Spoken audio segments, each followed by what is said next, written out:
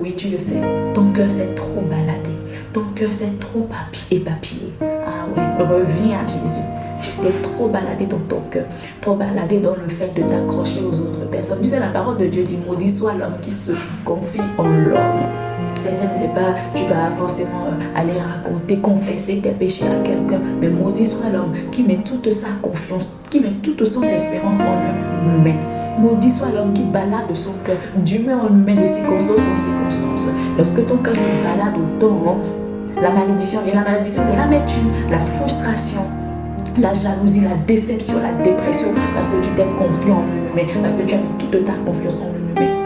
Arrête de te balader, que ton cœur arrête de se balader. Reviens à Jésus, remets toute ta confiance en Dieu. Remets toute ta confiance en Dieu. Parce que ta valeur est en Dieu et non dans une circonstance, dans une organisation, dans un humain. Ta valeur est en Dieu. Arrête de te balader, que ton cœur s'arrête de se balader. Concentre-toi sur Jésus. Je reviens au cœur de l'adoration pour tout centrer sur toi. Pour tout centrer sur toi, Jésus. Je renonce à tous mes faux semblants. Pour tout centrer sur toi.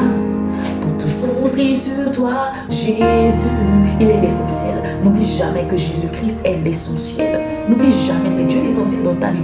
Si ton cœur se balade, tu finiras déprimé, déformé. Lorsque notre cœur se balade, c'est-à-dire, je remets mon cœur à telle personne, je le remets à une autre personne, parce que je mets ma confiance en un humain. Si ton cœur se balade tellement, tu finiras déformé. Tu n'auras plus cette forme que Dieu veut que tu aies, alors que la forme que Dieu veut que nous ayons est une forme formidable, glorieuse. Dieu veut que nous soyons amoureux, sûrs de nous, sûrs de qui nous sommes, que nous manifestions sa sagesse à lui, sa douceur, sa grandeur. Amen. Que ton cœur s'arrête de se balader et se concentre sur Jésus. Parce qu'en le regardant, tu te vois. En le regardant, tu vois sa gloire, tu vois sa grandeur, tu vois sa beauté. En le regardant, tu te vois parce que tel il est, tel tu dois être. Amen. Que Dieu te bénisse. Et je prie afin que ton cœur ne se balade plus, que tu sois concentré sur le Seigneur. Tu as une destinée à accomplir. Nous n'avons plus à perdre notre temps, à nous balader, à laisser notre cœur, notre âme se balader. Nous devons nous concentrer sur Jésus-Christ. Concentre-toi sur le Seigneur, sur celui qui te connaît. Sa parole dit dans Psaume 139, verset 15 à 16. Lisons Psaume 139, verset 15 à 16. Mon corps n'était point caché devant toi lorsque j'ai été fait dans un lieu secret, tissé dans les profondeurs de la terre. Quand je n'étais qu'une masse informe, tes yeux me voyaient. Et sur ton livre étaient tous inscrits les jours qui m'étaient destinés avant qu'aucun d'eux n'existe. Dieu te connaît, Dieu nous connaît. Il est celui qui a le premier et le dernier mot sur notre vie. Dieu nous connaît. Nous n'avons pas à nous cacher devant Dieu. Je n'ai pas à faire la fière devant Dieu. Tu n'as pas à faire le fier devant Dieu ou la fière devant Dieu. Nous n'avons rien à cacher devant Dieu. Amen. Dieu nous connaît. Nous n'avons pas à faire les personnes importantes devant Dieu. Il nous connaît, il connaît notre nudité. Il sait qui nous sommes. En réalité, nous ne sommes rien devant Dieu. Et en même temps, nous sommes tous unis. Parce qu'il y a la grande, nous sommes importants. Mais sache que nous ne sommes rien devant Dieu. Dieu nous connaît entièrement. Il connaît le début et la fin de notre vie. Il sait tout. Rien ne l'impressionne dans notre vie. Alors que devons-nous faire? Nous abandonner totalement les mains de Dieu. Il est celui en qui nous devons mettre toute notre confiance. Il est notre créateur. Il sait qui nous sommes. Il sait qui. Il connaît tous les compartiments de notre être. Il sait quoi régler ici, quoi façonner ici. Nous devons mettre notre confiance entièrement en Dieu. Nous devons nous soumettre totalement et nous abandonner entre ses mains. Parce qu'il est celui qui peut nous relever, qui peut nous restaurer, qui peut nous refaçonner. Tu sais, là où tu penses que ta vie est finie, car Dieu lui te relève. Là où tu penses que tu es fatigué, que tu ne peux plus, lui il est celui qui te donne la force. Dieu est celui qui te donne la force. Dieu est Isaïe 49 à 31. Il donne de la force à celui qui est fatigué et il augmente la vigueur de celui qui tombe en défaillance. Les adolescents se fatiguent et se lassent et les jeunes hommes chancellent. Mais ceux qui se confient en l'Éternel renouvellent leur force. Ils prennent le vol comme des aigles. Ils courent et ne se lassent point. Ils marchent et ne se fatiguent point. Il est celui qui nous donne la force, la vigueur. Tu sais, l'homme se fatigue tout le temps. Parfois tu es fatigué, parfois tu es fatigué de la vie. Tu te dis, je sais à quoi je suis terre. Alors que tu as fait beaucoup de choses. Mais tu peux te demander ce à quoi tu sais sur cette terre. Tu peux te poser cette question, mais je fais quoi sur cette terre? Je sais à quelqu'un, je suis utile à quoi? Tu es tellement fatigué, tellement down dans ton esprit, dans ton ton âme, dans ton corps. Tu ne sais plus, tu es déboussolé parce que tu as peut-être déçu. Tu es déboussolé parce que tu as mis peut-être ta confiance en quelqu'un qui t'a trahi, qui t'a déçu. Oui, l'homme déçoit toujours, point. L'homme déçoit. Peu importe la position que cette personne occupe dans ta vie, peu importe comment tu voyais cette personne, aucun humain n'est parfait. Alors tu es down, tu sais ce à quoi tu es appelé. Mais c'est le Seigneur qui redonne la force. Tu peux voir, une journée tu es down, après tu te relèves parce que tu te confies en Dieu. Lui te relève toujours. Le Seigneur est notre force, il est notre vitamine. Ma mère dit toujours que Jésus soit ta vitamine. Il est la vitamine spirituelle, émotionnelle, physique, financière, professionnelle, familiale. Jésus-Christ doit être ta vitamine. Accepte Jésus-Christ comme ta vitamine. Il doit être ta vitamine. C'est lui qui relève, c'est lui qui nous fortifie tout le temps. Parce que lorsque tout est down, quand on regarde à lui, on se dit, mais j'ai comme de la valeur devant Dieu. Dieu, le créateur de l'univers qui s'est sacrifié pour moi. Amen. Dieu, regarde à Dieu. Que ton cœur arrête de se balader et sois concentré sur Jésus-Christ. Parce que c'est lui qui fortifie, c'est lui qui relève.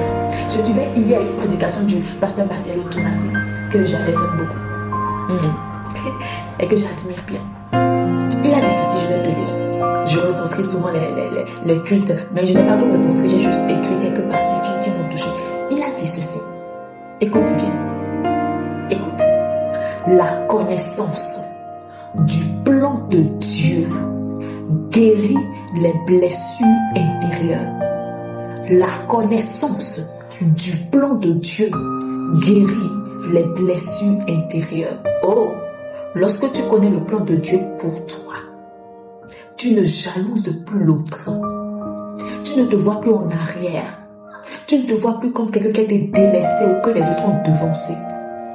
Parce que tu te dis, chacun avait son couloir, que tu as été appelé à faire quelque chose sur cette terre et tu le fais bien. Je prie afin que tu connaisses le plan de Dieu pour ta vie. C'est très important pour ne pas être détruit. Il continue, dit Dieu a un plan merveilleux pour toi, c'est clair. Les choses trop précieuses, on prend le temps pour les travailler. Parfois, ça peut prendre du temps. Mais sache que Dieu est en train de faire quelque chose. Parce que tu seras un étonnement divin. Amen. Dieu travaille les détails de ta vie. Dieu veut t'élever, il doit travailler l'orgueil en toi. Il doit te tirer derrière afin de te lancer. Alors accepte, connais le plan de Dieu, demande le plan de Dieu, il révèle toujours. Connais le plan de Dieu, n'impose pas à Dieu son plan dans ta vie. Connais le plan de Dieu, accepte son plan pour ta vie. Et tu seras guéri. Amen. Nous allons lire un dernier verset. Merci Seigneur pour tout. Merci Seigneur pour la guérison que tu es en train d'opérer maintenant dans la vie de ton enfant, dans la vie de cette personne qui m'écoute. Parce que je crois que le Seigneur est en train d'opérer une guérison. Tu sais, Dieu, il opère la guérison comme il veut. Par une parole, Dieu peut te guérir. Et je sais qu'il envoie qui s'est déchiré. Parce que tu apprends à connaître le plan de Dieu pour ta vie. Parce que tu as les regards centrés sur Jésus-Christ seul. Parce que ton cœur ne se balade plus. Tu seras restauré. Seigneur, je prie pour la restauration totale dans la vie de cette personne qui m'écoute. Toi, tu peux restaurer cette personne. C'est toi qui l'as créée, et personne d'autre. Toi, tu connais le commencement, le milieu, la fin de cette personne. Je prie qu'il y ait une restauration totale. Je prie que les mots qui sortent de ma bouche aient un écho, un grand écho dans son cœur, dans son âme. Je prie que ces mots aillent déraciner tout ce que l'ennemi a planté, aillent briser les forteresses que l'ennemi avait construites au nom de Jésus, que le sang de Jésus-Christ parle de ta faveur. Parce que la parole de Dieu dit dans Ésaïe 45, 22, tournez-vous vers moi et vous serez sauvés. Vous tous qui êtes aux extrémités de la terre, car je suis Dieu. Et il n'y en a point d'autre. Il est le seul Dieu. Lorsqu'on tourne les regards vers Dieu, on est sauvé. Sauvé du rejet, sauvé de la mort éternelle, sauvé de la maladie, sauvé des blessures, sauvé des accusations, sauvé de la culpabilité. Il est celui qui sauve. Jésus-Christ est le seul Dieu digne d'être adoré, d'être célébré, d'être magnifié. Il est allé à la croix pour l'humanité entière. C'est Dieu, le créateur de l'univers, qui a accepté prendre la chair humaine, verser son sang pur. L'immaculée conception, c'est lui. Il a versé son sang pour ton salut, pour notre salut. Alors si tu n'es pas encore Seigneur Jésus-Christ, accepte le vie. Il faut qu'on avance en fait, il faut qu'on avance parce que tu as une destinée à accomplir quoi. Tu dois accomplir des choses, accepte. Tu n'es pas en compétition avec les autres, mais en compétition avec toi-même. Tu dois être une version améliorée de toi-même. Alors accepte le Seigneur Jésus-Christ avec moi. Oh Seigneur Jésus, toi le Dieu de l'univers, qui a accepté aller à la croix pour moi, afin que je sois sauvé de la mort éternelle et que j'accomplisse ma destinée. Seigneur Jésus, je m'abandonne totalement entre tes mains. Je te donne ma vie. et je reçois la tienne. Oui, sois mon maître, sois mon Seigneur, sois mon Dieu, sois mon tout. Je veux vivre une nouvelle vie. Je ne veux plus que mon cœur se balade. Je dois me concentrer sur l'essentiel. Et l'essentiel, c'est toi, mon Créateur. Je m'abandonne entre tes mains. Amen. Félicitations, bienvenue dans le royaume de Dieu. Que nos cœurs ne se baladent plus. Je ne parle pas seulement à toi, je me parle aussi. Que nos cœurs ne se baladent plus et soient concentrés sur Dieu.